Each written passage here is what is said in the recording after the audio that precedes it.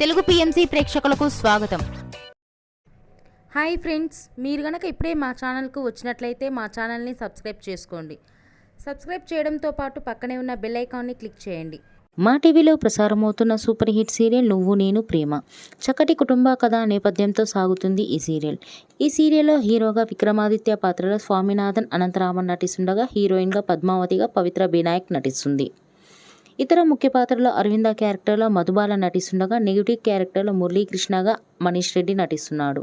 తాజాగా పద్మావతి తన లేటెస్ట్ ఫొటోస్ని అభిమానులతో పంచుకుంది. ఆ ఫొటోస్ని మనం కూడా చూసేద్దాం.